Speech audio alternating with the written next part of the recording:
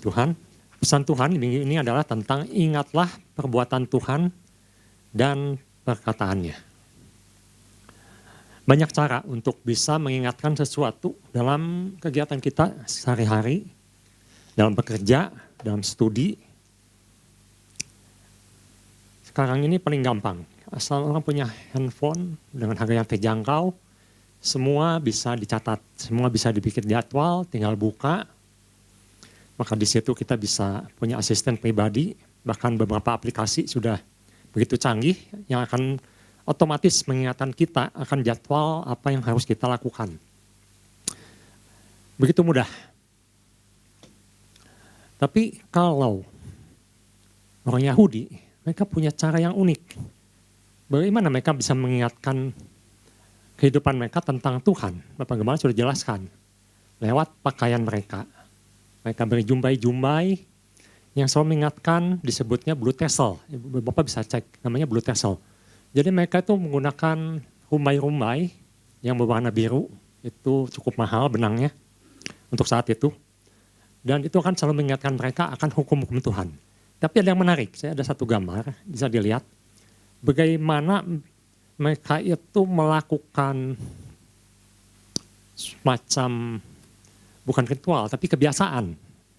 Yang mengingatkan mereka akan selalu akan firman Tuhan. Mungkin kalau bisa Tuhan tampilkan, ada gambar kedua, yang keduanya.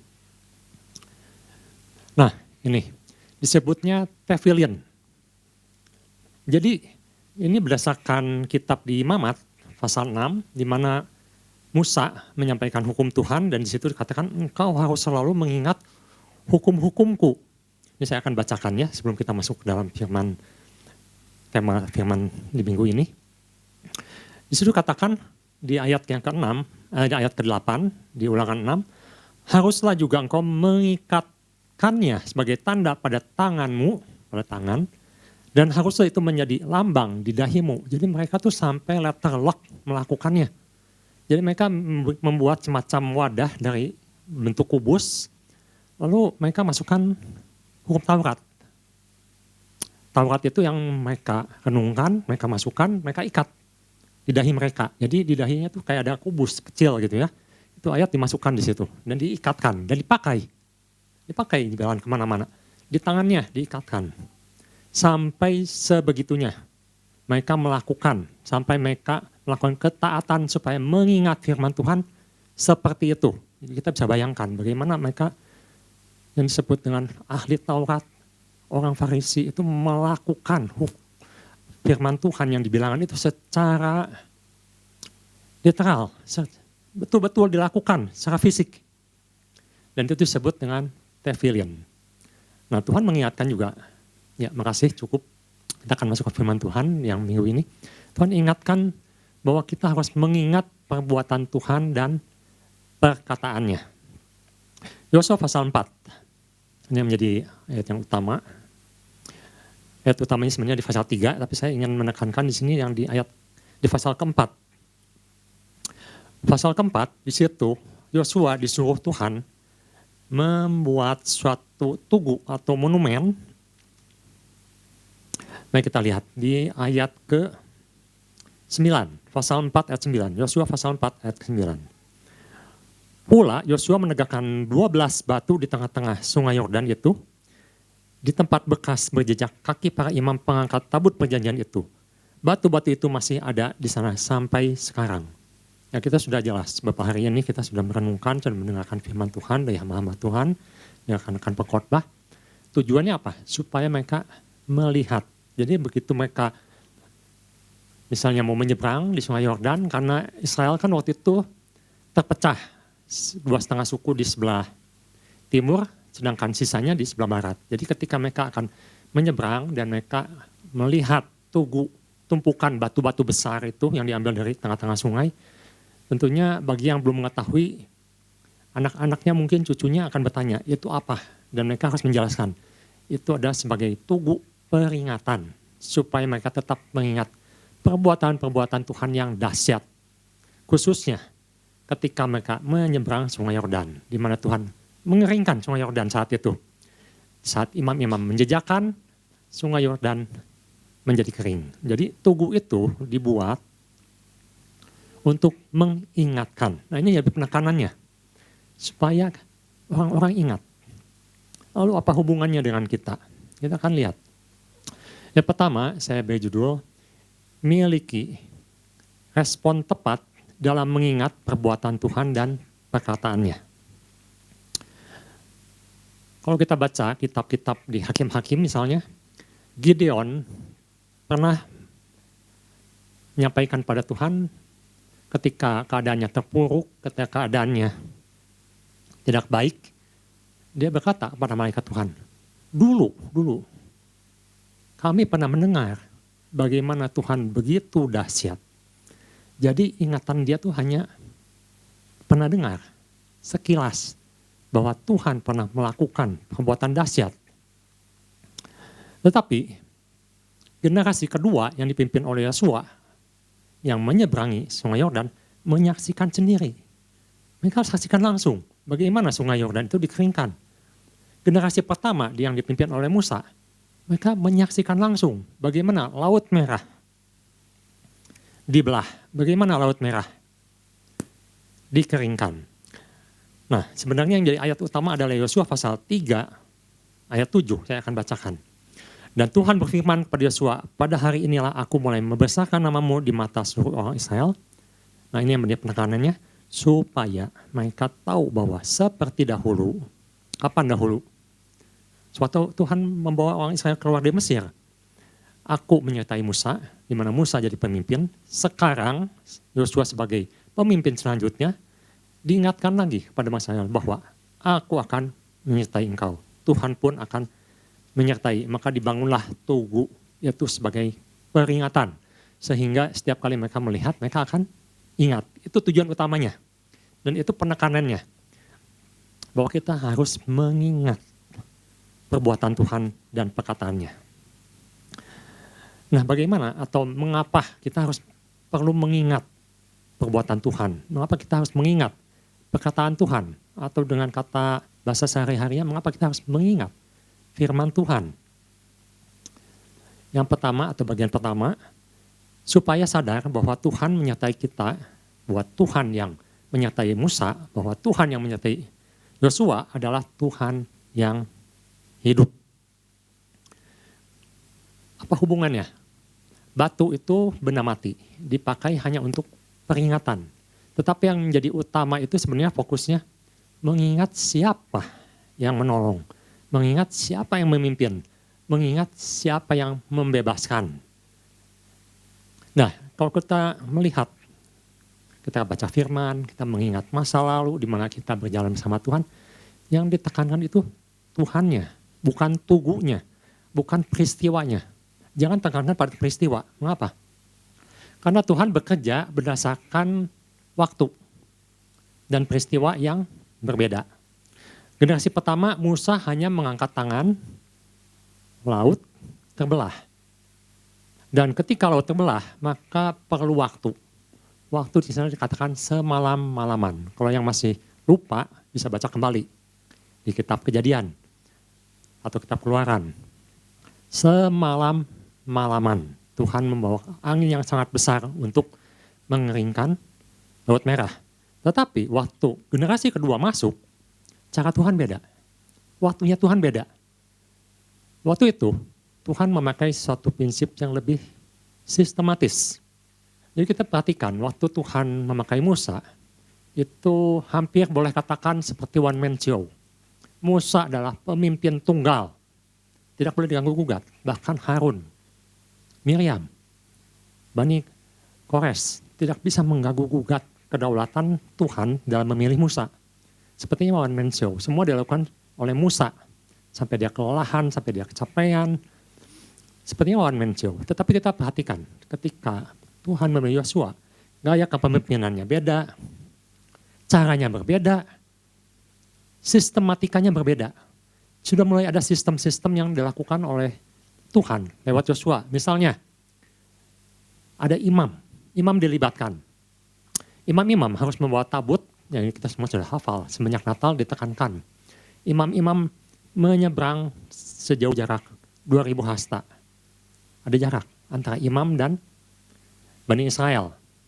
Mereka berjalan duluan, mereka memimpin. Waktu dulu Musa yang memimpin, satu orang. Sekarang imam memimpin depan. Ada prosedur ketat yang Pak Ishak sering jelaskan, Pak Penggembala sering jelaskan. Ketat sekali, 2000 hasta. Harus zero defect, 2000 hasta. Tidak boleh lebih, tidak boleh kurang. Persis 2000 hasta jaraknya. Lalu ada prosedurnya. Prosedurnya lebih tersistematis.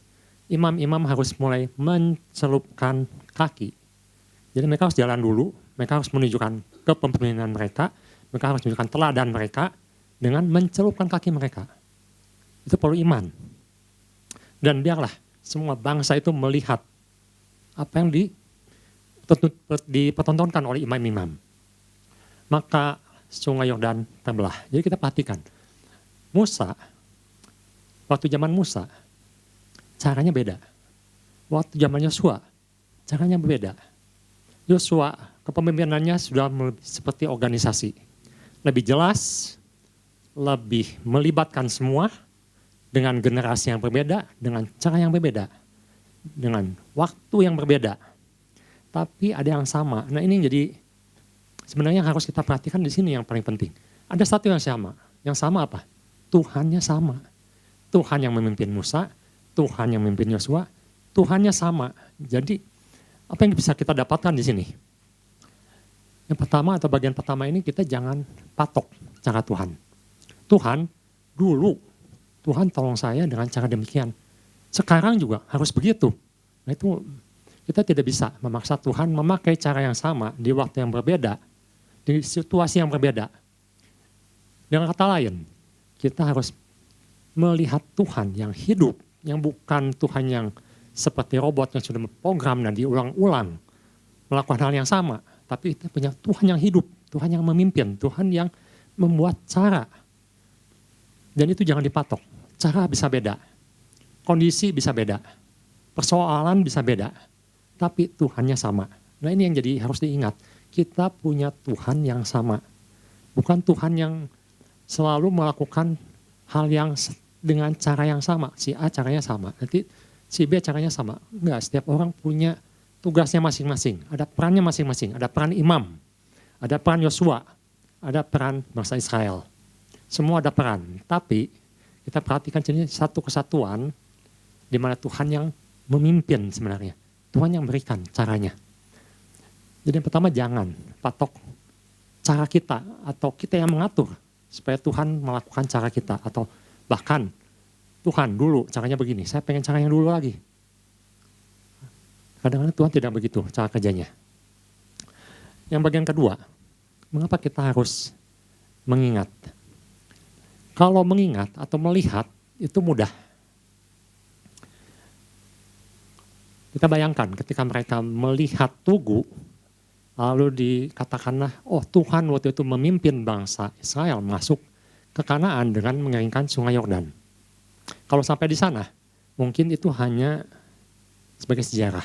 Sejarah yang dikatakan, disampaikan, yang ditulis, cuma untuk menggambarkan apa yang terjadi. Tapi orang tidak mengerti tujuannya apa. Buat apa itu dilakukan.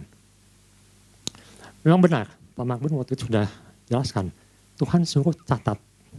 Tuhan suruh catat. Mari kita lihat Yohanes pasal 20, ayat 31. Bahwa salah satu cara untuk mengingat perbuatan Tuhan dan pekerjaan Tuhan, perkataan Tuhan, yaitu dengan mencatat. Yohanes pasal 20, ayat 31. Yohanes mengatakan bahwa atau mencatat di sini firman Tuhan, tetapi semua yang tercantum di sini di Injil, di kitab Yohanes telah dicatat. Tujuannya apa? Coba kita fokus ke tujuannya. Supaya kamu, supaya kita, supaya pembaca, supaya orang yang membaca firman percaya bahwa Yesuslah Mesias, anak Allah. Dan supaya kamu, yaitu kita, oleh imanmu, oleh iman kita memperoleh hidup dalam namanya. Jadi dicatat, ditulis, diberitakan, disampaikan ada tujuan. Tujuannya supaya kita dengan iman kita bisa percaya. Itu salah satu tujuannya. Kita lihat di Matius pasal 24 ayat 15. Itu adalah suatu hal yang sudah terjadi. Masa lalu. Tapi ternyata Tuhan juga menuliskan untuk masa depan. Ditulis dahulu untuk kejadian di masa depan. Untuk suatu kejadian yang kita belum tahu. Masih samar-samar, tapi Tuhan sudah jelaskan sebenarnya. Sudah ada contekannya. Matius pasal 24 ayat 15. Mengapa Tuhan tuliskan, mengapa Tuhan catat untuk suatu kejadian yang belum terjadi? Waktu itu Tuhan Yesus menyatakan bahwa di akhir zaman nanti akan terjadi hal seperti ini. Dan itu harus dicatat. Yohanes harus mencatatnya. Jadi apabila kamu melihat pembinasa yang keji, berdiri di tempat kudus, menurut firman yang disampaikan oleh Nabi Daniel, para pembaca hendaklah memperhatikannya. Siapa yang membaca? Anak-anak Tuhan, jemaat Tuhan, gereja Tuhan. Yang ketika membaca firman, Tuhan tekankan, hendaklah memperhatikannya. Jadi ditulis, dicatat supaya diperhatikan, supaya dicerna, supaya dimengerti. Itu menurut saya jauh lebih penting. Satu tahap yang sangat penting, bukan cuma tahu. Gideon tahu, dulu saya pernah dengar Tuhan menolong saya. Tapi hanya di situ titik. Waktu itu ya, waktu dia pertama kali bertemu malaikat Tuhan. Dia belum mengerti bagaimana cara Tuhan memimpin orang Israel. Bagaimana cara Tuhan memberikan kemenangan. Dalam prosesnya dia mengerti. Oh Tuhan kita adalah Tuhan yang ajaib. Tuhan yang dahsyat. Tetapi kalau kita zaman sekarang, semuanya sudah dituliskan dan kita membacanya, merenungkannya, dan mengerti. Itu yang diharapkan. Jadi suatu perbuatan Tuhan yang harus diingat, perkataan Tuhan yang harus diingat, itu harus dimengerti. Kalau tidak dimengerti, artinya sama dengan hanya sejarah biasa, mana kita membaca, tetapi tidak ada dampak untuk kehidupan kita. Kita tidak bisa mengambil satu keputusan, tidak berharap kepada Tuhan yang dahsyat itu, kita tidak mengerti bagaimana cara melangkah, tetapi ketika seorang mengerti, seorang merenungkan firman, maka Tuhan akan memimpin. Seperti Tuhan memimpin Musa, seperti Tuhan memimpin Yosua, dan Tuhan selalu punya cara. Tuhan selalu punya cara. Untuk setiap orang mungkin berbeda-beda, tidak sama. Dalam kondisi yang sama atau kondisi yang berbeda. Kita juga diingatkan bahwa kita dalam mengingat firman Tuhan, dalam kita mengingat perbuatan Tuhan, kita mengingat tugu yang Tuhan buat sebagai peringatan, ada dua respon di sini. Respon yang pertama, kita bisa taat. Jadi pertama kita tahu, kita melihat, kita mengerti, tapi di situ belum selesai.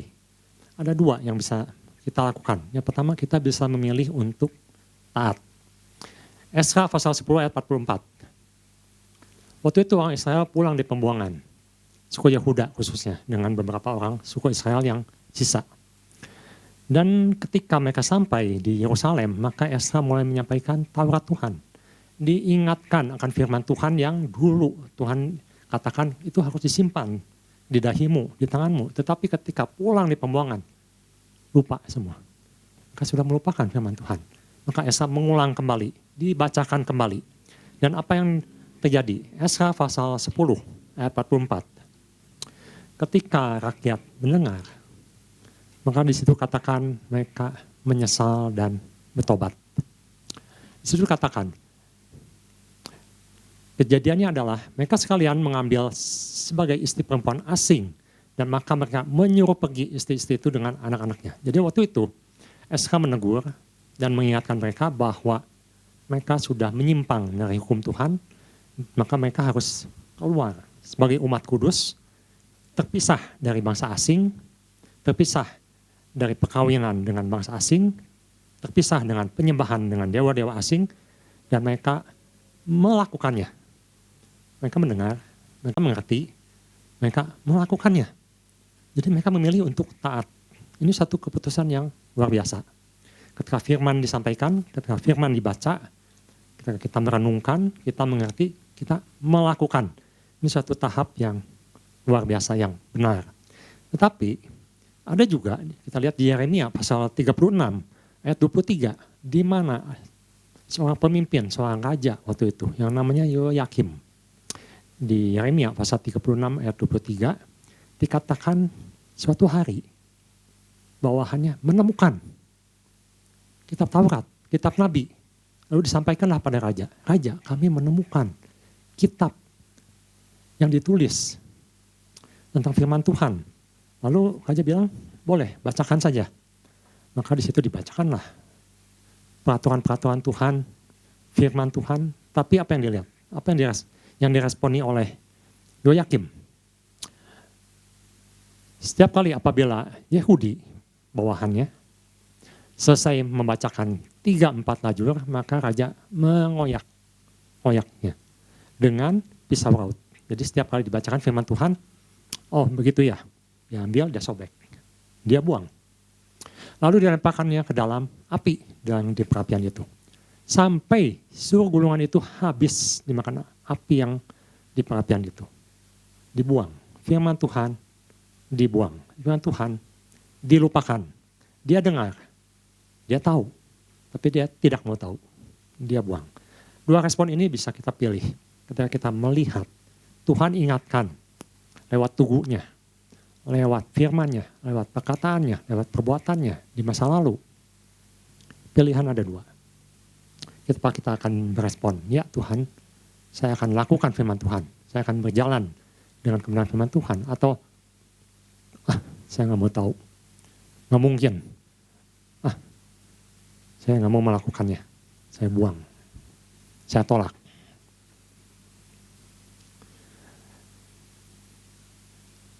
Sangat disayangkan kalau Tuhan ingatkan dan sejarah berulang lagi. Terjadi kembali. Kenapa? Bangsa kita berkali-kali tanda kutip dijajah. Belanda, Inggris, Jepang. Sepertinya berulang-ulang. Mengapa? Sebenarnya ada satu yang fatal. Karena tidak mau belajar dari sejarah. Kita tidak mau belajar di sejarah bahwa yang membuat mereka bisa bercokol itu karena dipecah. Dan Soekarno tahu persis, pemimpin kita pertama, Bung Karno ngerti persis. Perpecahan itu yang membuat bangsa kita mudah dikuasai. Tidak mau belajar dari sejarah. Jadi yang bagian ketiga ini kita harus ingat bahwa iblis juga bisa pakai, bisa mengaplus, bisa mengganti tugu yang Tuhan buat dengan tujuan supaya kita melupakan. Sebenarnya zaman sekarang ini yang terjadi seperti itu. Tuhan buat tugu, Tuhan buat peringatan, Tuhan ingatkan firman-Nya. Lalu bagaimana cara supaya umat Tuhan, anak Tuhan lupa? Supaya anak Tuhan tidak memperhatikan, supaya anak Tuhan tidak sadar bahwa dia sudah melupakan apa yang Tuhan ingatkan. Caranya beri sesuatu yang lebih menarik. Beri sesuatu yang lebih menarik hati. Sehingga lupa akan firman Tuhan. Kita lihat Lukas pasal 4 ayat 13, ini ada salah satu prinsip yang iblis pakai untuk menjatuhkan anak-anak Tuhan. Di Lukas pasal 4 ayat 13 dikatakan, sesudah iblis mengakhiri semua pencobaan itu, mencoba Yesus 3 kali, ia mundur. Ini satu yang kesabaran yang luar biasa. Iblis tidak memaksakan, kamu ya harus ini ya, ini yang saya kasih nih, kamu harus terima. Dia mundur. Untuk apa? Dan menunggu waktu yang baik. Dia pakai waktu. Ketika anak-anak Tuhan lengah, ketika anak-anak Tuhan malas membaca firman, ketika anak-anak Tuhan lupa akan firman Tuhan, ketika anak-anak Tuhan akan lupa akan Tuhannya sendiri, iblis masuk. Dan dia menunggu waktu yang tepat untuk membombardir dengan sesuatu yang baru. Sebagai contoh, kita bisa lihat bahwa pola ini selalu berulang sebenarnya. Dan terjadi sampai zaman sekarang. Bapak masih ingat, Israel terpecah dua. Di situ ada dua bagian, di mana ada Israel Utara, ada Israel Selatan. Israel Utara itu 10 suku, yang di bawah itu atau selatan itu Yehuda dan Benyamin. Suku yang lain memihak kepada Israel Utara. Dan dipimpin oleh Yerobeam. Jadi kejadiannya sudah zaman Salomo. Bagaimana cara Yerobeam mengalihkan anak-anak Tuhan supaya mereka lupa akan Tuhan, supaya mereka lupa akan perbuatan Tuhan? Mudah. Ini suatu ide yang brilian, yang luar biasa. Dia buat patung lembu emas dan ditempatkan di tempat yang paling strategis, yaitu di ujung utara, di Dan, dan di ujung selatan wilayah Israel Utara, yaitu di Betel.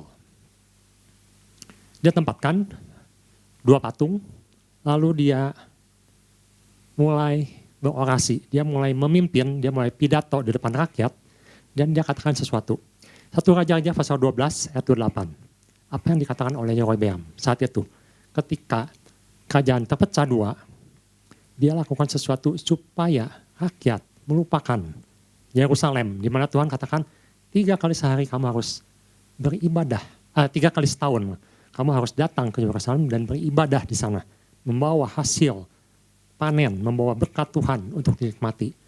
Dan dia Yerobeam tidak mau umat Tuhan kembali menyembah Tuhan di Yerusalem, dia patahkan, dia halangi. 1 Raja-Raja pasal 12 ayat 28. Ya, mungkin kita bisa tampilkan ya sini. Makasih. Sesudah menimbang-nimbang Yerobeam, maka raja membuat 2 anak lembu jantan dari emas. Dan ia berkata kepada mereka, kepada rakyat di Israel Utara, sudah cukup lamanya kamu pergi ke Yerusalem. Jauh, apalagi dari utara. Gak usahlah menyulitkan diri sendiri. Sekarang aku buat 2 tempat penyembahan. Hai Israel, lihatlah sekarang Allahmu yang telah menuntun engkau keluar dari tanah Mesir. Ibu Bapak menangkap sesuatu di sini. Tuhan itu tidak terlihat, dia hanya membuat tugu. Dan tugu itu tidak boleh dipahat oleh tangan manusia. Kalau Ibu Bapak baca di kitab Imamat, Tuhan tidak menyuruh mesbah itu dipahat atau dibentuk oleh tangan manusia, tapi harus dari alam. Salah satunya bentuknya tugu. Atau mesbah, itu harus bentuknya raw, bentuknya mentah. Dan itu menjadi satu peringatan akan Tuhan. Tetapi Yerobeam, dia buat patung. Supaya apa? Supaya mengalihkan ingatan anak-anak Tuhan kepada Yerusalem. Mengalihkan ingatan anak-anak Tuhan kepada Tuhan. Maka dia katakan, ini loh Tuhannya. Ini loh Tuhan yang bawa kamu keluar dari Mesir itu ini. Dia sangat luar biasa, dia mengerti, dan dia tahu sejarah. Dia tahu bagaimana Tuhan membawa umat Israel keluar dari Mesir. Dia katakan, rakyatku sekarang kamu sembah di sini aja. Ini loh Tuhanmu, patung lembu emas. Dan mulailah mereka menyembah. Apa penyembahannya benar? Itu tahu persis. Penyembahannya salah. Tetapi diarahkan, dialihkan. Membuat orang melupakan apa yang Tuhan ingin mereka ingat. Itu salah satu cara kuasa gelap bekerja. Anak-anak Tuhan dialihkan pandangannya supaya lupa akan kebenaran firman. Mereka diarahkan pada sesuatu yang lebih menarik, sesuatu yang lebih terlihat, lebih bisa dinikmati, tetapi itu salah, itu tidak benar. Ada juga, yang kedua, atau apa yang terjadi ketika ingatan ini diselewengkan. Kita lihat di Bilangan pasal 21 ayat 9. Bilangan pasal 21 ayat 9. Suatu hari ketika bangsa Israel ada di padang gurun, mereka dipagut ular. Lalu Tuhan suruh Musa bikin satu patung berbentuk ular yang ditancapkan di tanah dan disebutnya dengan Nehustan, patung tembaga. Bentuk ular. Tujuannya adalah supaya mereka memandang dan mereka sembuh. Lalu ketika waktu berlalu, apa yang mereka lakukan atau orang Israel lakukan? Ternyata di sini dikatakan mereka menyembah. Mereka menyembah. Jadi patung ini yang Tuhan bikin dengan tujuan supaya mereka mengingat Tuhan, mereka sembah patungnya. Dengan kata lain, kalau Yosua bikin tugu 12 batu, batu itu disembah. Jadi bukan Tuhan yang disembah. Dengan kata lain, kalau kita dapat berkat dari Tuhan, berkatnya yang disembah, bukan Tuhannya. Ini satu bentuk pengalihan, dan ini sempat terjadi dan dihancurkan oleh Raja Hizkia karena menjadi berhala. Ada satu cerita yang menarik, dan cerita ini selalu mengingatkan saya akan bahwa kita tuh jangan lupa yang ngasih berkat itu Tuhan, bukan berkatnya, bukan fisiknya. Suatu hari ada seorang ibu yang sudah tua, lansia, dia hidup sendiri. Ini hanya suatu kisah di Amerika, di mana dia hidup cukup, tapi dia punya satu tetangga yang dia selalu lihat. Si ibu ini tiap pagi puji Tuhan. Orangnya ceria dan selalu mengucapkan syukur pada Tuhan. Kebetulan tetangganya ini orang ateis, saya pernah ceritakan waktu itu, cuman mungkin ada yang belum dengar. Jadi orang ateis ini bilang, ibu ini luar biasa ya, tiap hari muji Tuhan, tiap hari bersyukur, tapi dia tidak mengerti. Dia berpikir dalam dirinya, si ibu ini tidak mengerti bahwa sebenarnya Tuhan itu nggak ada. Jadi maksudnya sia-sia yang dilakukan oleh si ibu ini. Maka dia melakukan satu eksperimen. Jadi dia belanja setiap minggu, dia belanja daging, belanja keperluan makanan, keperluan yang si ibu itu butuhkan, lalu dia tumpukan, dia simpan di depan rumah si ibu ini. Dia lakukan tiap minggu. Ketika si ibu ini menemukan, dan dia bilang, oh ada orang mengirim berkat. Apa yang dilakukan ibu ini? Dia katakan, puji Tuhan, terima kasih Tuhan. Orang ateis ini bilang, nanti tunggu waktunya. Dia terus kirim per minggu sampai suatu hari, dia membawa dan dia tunjukkan bahwa yang kasih itu saya. Saya yang kasih ibu. Dia katakan, Bu, selama ini yang kasih itu saya, bukan Tuhan. Jadi Tuhan itu nggak ada. Berkat itu saya yang kasih ke ibu. Tapi apa yang dikatakan oleh ibu ini? Dia katakan, puji Tuhan. Orang ini bilang, bukan Tuhan, saya yang kasih. Dan saya ini orang ateis, saya tidak percaya Tuhan itu ada. Apa yang dikatakan oleh ibu ini? Puji Tuhan, Tuhan kirimkan orang ateis untuk memberkati saya. Ibu bapak bisa menangkap sesuatu. Yang dipuji itu sumbernya, bukan berkatnya. Yang diingat itu sumbernya, bukan bentuk peringatannya. Karena kalau kita lihat, manusia itu selalu ingin bikin sesuatu untuk mengingat untuk dirinya sendiri. Kalau tidak percaya, ibu bisa googling yang disebut dengan monolit. Setiap negara besar biasanya membuat, termasuk negara kita di IKN, akan membuat satu tugu yang besar, kita juga punya sebenarnya, Jakarta, di mana tugu itu akan mengingatkan bahwa kita ini adalah bangsa yang hebat. Amerika ada, di dekat patung Lincoln, ibu bisa nanti survei. Ada satu monumen yang sangat tinggi, sangat besar, sangat megah. Tetapi ini mengingatkan kita akan Babel, di mana orang membangun untuk mengingatkan bahwa kita tuh hebat. Jadi beda. Waktu kita membuat sesuatu untuk diingat, tapi ingatannya itu untuk kita. Mengingat supaya kita ini diingat, kita ini orang hebat. Diingat supaya kita ini berkuasa, kita ini punya power, maka dibuatlah monolit atau tugu, biasanya bentuknya panjang, satu batang, besar, tinggi. Ya ibu sebutkan saja, Dubai, Burj of Dubai, ada. Malaysia punya, Indonesia pun katanya sedang membangun, nanti akan tertinggi. Untuk apa semuanya? Untuk membuat semua orang melihat kebesaran, tapi bukan kebesaran Tuhan, kebesaran manusia, itu bedanya. Makanya Tuhan tidak suka Babel dihancurkan. Karena Babel ingin bikin tower yang sangat tinggi untuk menunjukkan bahwa kita ini hebat, manusia ini hebat. Nah 3 hal ini mungkin bisa mengingatkan kita kembali. Siapa yang harus diingat? Kita atau Tuhan? Siapa yang kita sembah? Berkatnya atau sumbernya? Dan kita juga harus mengingat bahwa kita ada musuh yang akan mengalihkan kita untuk kita lupa akan Tuhan. Zaman Yosua, sebagai terakhir kita lihat, zaman Yosua, setelah Yosua membangun 12 tugu itu dengan tujuan supaya bangsa Israel mengingat Tuhan, berapa lama orang Israel mengingatnya? Beberapa lewat Yosua kita akan masuk hakim-hakim. Mungkin hanya 40 tahun. Dikatakan bahwa mereka sudah mulai melupakan. Coba kita lihat. Yosua pasal 24 ayat 31 dan Hakim-Hakim pasal 2 ayat 7 sebagai penguat. Yosua pasal 24 ayat 31. Berapa lama tugu yang Tuhan buat ini bisa mengingatkan bangsa Israel? Orang Israel beribadah pada Tuhan sepanjang zaman Yosua.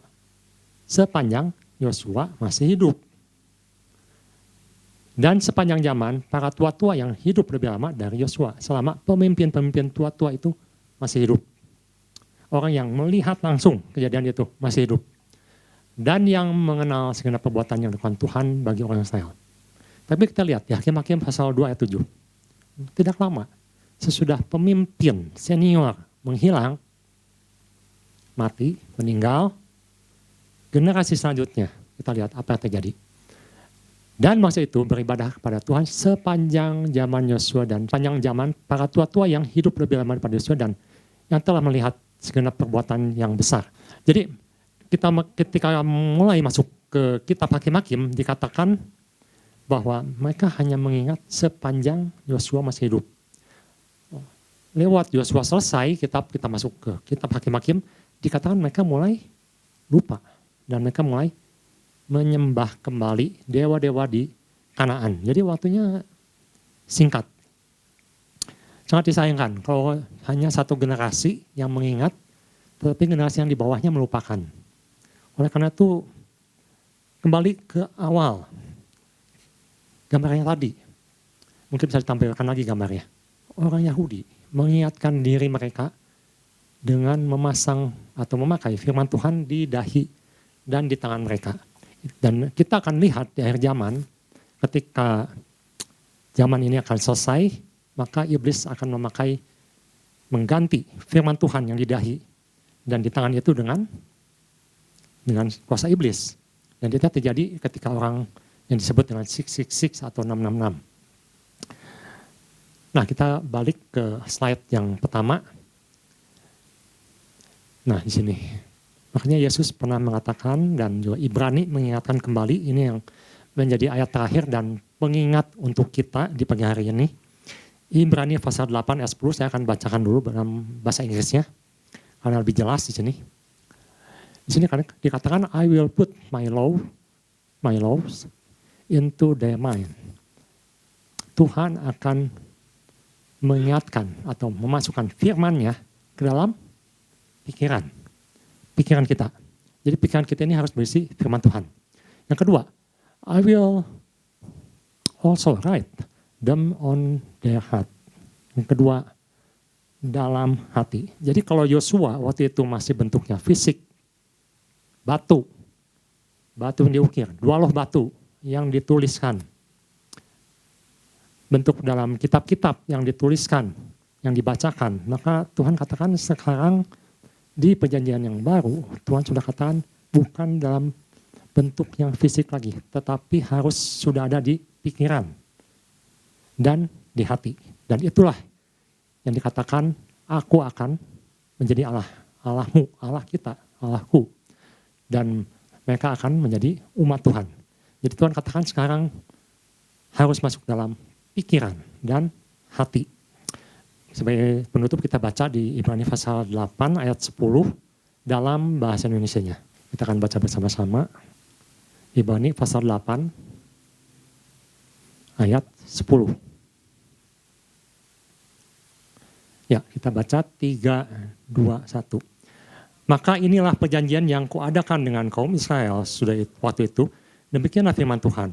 Aku akan menaruh hukumku dalam akal budi mereka dan menuliskannya dalam hati mereka. Maka aku akan menjadi Allah mereka dan mereka akan menjadi umatku. Biarlah firman ini kita tanamkan dalam hati bahwa saya akan menaruh hukum Tuhan dalam pikiran saya. Firman Tuhan dalam pikiran saya. Dan akan menuliskan dalam hati saya. Sehingga saya akan selalu mengingat akan Tuhan dan perbuatan-perbuatan yang ajaib. Dan dengan iman kita akan terus maju dalam kehidupan ini.